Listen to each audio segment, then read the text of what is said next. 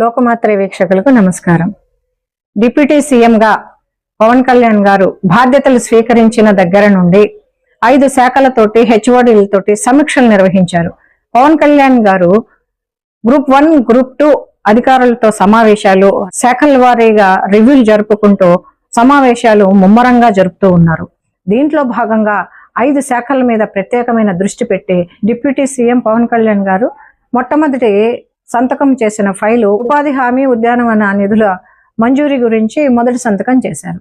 ఉప ముఖ్యమంత్రిగా పవన్ కళ్యాణ్ గారు బాధ్యతలు చేపట్టిన దగ్గర నుండి శాఖల వారీగా సమావేశాలు, సమీక్షలు నిర్వహించుకుంటూ 2-3 గంటలు అధికారులతోటి, ఐఏఎస్లతోటి, ఐపీఎస్లతోటి, టోటల్ ఈ శాఖలకు సంబంధించిన హెచ్ఓడీల అందరితోటి సమీక్షలు, రివ్యూలు జరుపుతూ ఉన్నారు. ఈ సమీక్షలలో ఉపాధి హామీ ఉద్యాన నిధుల మంజూరీ పైన తొలి సంతకం అయిన తర్వాత రెండో శాఖగాను గిరిజన ప్రాంతాల్లో పంచాయతీ భవనాల నిర్మాణము రెండో సంతకంగా చేసిన తర్వాత శాఖల అధికారులతోటి సమీక్షలు నిర్వహించారు. 3వ ప్రాధాన్యత క్రమంలో గ్రామాలలో రోడ్ల నిర్మాణాల పైన ఫోకస్ పెట్టారు. తర్వాత పంచాయతీ, పురపాలక, వైద్య, ఆరోగ్య శాఖలపై సమీక్ష చేస్తూ గుంటూరు, విజయవాడ ప్రాంతాల్లోని డయేరియా ప్రబలడం పైన పవన్ సమీక్షలు, ప్రశ్నలు అధికారుల దగ్గర సమాధానం లేని విధంగా అయిపోయినాయి. పవన్ కళ్యాణ్ గారు తీసుకున్న శాఖలలో ఆయనకున్న శాస్త్ర సాంకేతిక రంగాలలో ఏదైతే టెక్నాలజీని పెంచాలి అనే విషయంలోనూ ప్రతిభ ఉన్న వారికి తగిన విధంగా ముందుకు తీసుకెళ్దాము. గ్రామీణ ప్రాంతంలోని చిన్నారులకు సైన్స్ పట్ల ఆసక్తిని పెంపొందించే దిశగా ఆంధ్రప్రదేశ్ రాష్ట్ర సైన్స్ అండ్ టెక్నాలజీ శాఖ అధికారులు పనిచేయాలని ఉప ముఖ్యమంత్రి పవన్ కళ్యాణ్ గారు సూచించారు. తమకు కేటాయించిన శాఖలపై వరుస సమీక్షల్లో భాగంగాను శ్రీ పవన్ కళ్యాణ్ గారు గురువారం సాయంత్రము రాష్ట్ర శాస్త్ర సాంకేతిక శాఖ అధికారులతో సమావేశం నిర్వహించారు. ఈ సందర్భంగా పవన్ కళ్యాణ్ గారు మాట్లాడుతూ కేంద్ర ప్రభుత్వం విజన్ 2047కు అనుగుణంగా భవిష్యత్తు ఇన్నోవేషన్ కు అనుగుణంగా పిల్లలను తగిన నైపుణ్యవంతులుగా తీర్చిదిద్దే ప్రయత్నం వేగంగా సాగాలని స్పష్టం చేశారు.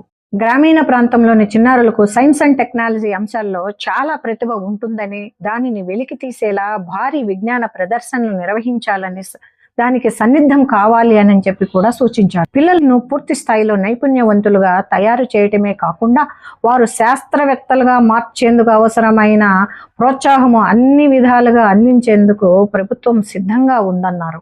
గ్రామీణ స్థాయి నుంచి జాతీయ స్థాయి వరకు వైజ్ఞానిక ప్రదర్శనలు విజ్ఞానపరమైన పూర్తి స్థాయిలో జరపాలి అని చెప్పి దీనివలన రాబోయే తరాలలో సైన్స్ పట్ల మక్కువ పెరుగుతుందని చెప్పారు. ఈ సందర్భంగా రాజమండ్రి ఎస్ఆర్సి ప్రాంతీయ వైజ్ఞానిక కేంద్రం, ఈ కేంద్రాన్ని త్వరలోనే ప్రారంభించి ప్రజలకు అందుబాటులోనికి తీసుకొద్దామని చెప్పి ఉప ముఖ్యమంత్రి పవన్ కళ్యాణ్ గారు శాఖల వారీగా వాళ్ళకి తెలియజేశారు. గత గవర్నమెంట్ లో మీరు ఎలా పనిచేసినా ఈ గవర్నమెంట్ లో మాత్రము ప్రజలకి, జనాలకి, అందరికీ సేవ చేయాలి అని, గ్రామీణ ప్రాంతంలో ఉన్న ఇబ్బందులని, అక్కడున్న అడ్డంకుల్ని తొలగించి వాటికి ముందడుగు వేయాలి అని చెప్పి గ్రామ స్థాయి నుంచే మనం పరిపాలన అభివృద్ధి జరపాలి అని చెప్పి దిశానిర్దేశం ఆదేశించారు. అధికారులు మీరు గతంలో ఎలా ఉన్నా కానీ ఇప్పుడు మాత్రం గవర్నమెంట్ మాత్రము సేవే పరమాధిగా చేస్తున్నారు, అభివృద్ధి ధ్యేయంగా ఉంటున్నారు కాబట్టి అలా మీరు ఉండేటట్టు ఉండండి. లేదు అని అంటే ఈ శాఖ నుంచి మీరు నా దగ్గర పనిచేయని అవసరం లేదు, మీరు పక్క శాఖలకి మారిపోవాల్సిన అగత్యం మాత్రం ఉంటుంది, నా దగ్గర మాత్రం నిబద్ధతతోటి పనిచేయాలి, సమయం ఎక్కువ కేటాయించాలి,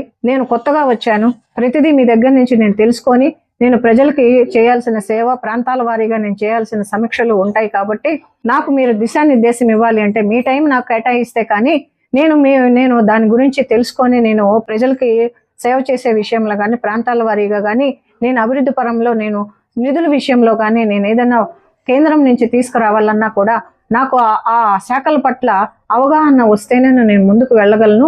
కాబట్టి మీరందరూ కూడా నాకు టయాన్ని, ఎక్కువ సమయాన్ని ఇవ్వవలసి వస్తుంది కాబట్టి మీరు అలాంటి రకంగానే నాకు సమయాన్ని కేటాయించే రకంగా మీరు కూడా తయారవ్వండి. లేదు అని అంటే మీకు ఇబ్బందిగా ఉంటే మీరు శాఖల పరంగా మీరు వేరే పోస్టులకు వెళ్ళిపోవచ్చు. లేదు అని అంటే ఇక్కడ ఉండాలి అంటే మాత్రం మీరు క్రమశిక్షణతోనూ క్రమబద్ధంగాను పనిచేసే రకంగా సర్వీస్ ఓరియంటెడ్ గా ప్రకారము మీరు పనిచేయాలి. ఈ గవర్నమెంట్ లో ఇలాగే ఉంటుంది, నా దగ్గర ఇలాగే ఉంటుంది అని చెప్పి వాళ్ళకి చాలా నిక్కచ్చిగా మొహమాటం లేకుండా సమీక్షలు జరిపారు అని చెప్పి పవన్ కళ్యాణ్ గారు ఈ విధంగా శాఖల వారీగా ఐఏఎస్లు, గ్రూప్ 1 ఆఫీసర్స్ కి, హెచ్ఓడీలకి అందరికీ కూడా ఆదేశించినట్లు తెలుస్తుంది.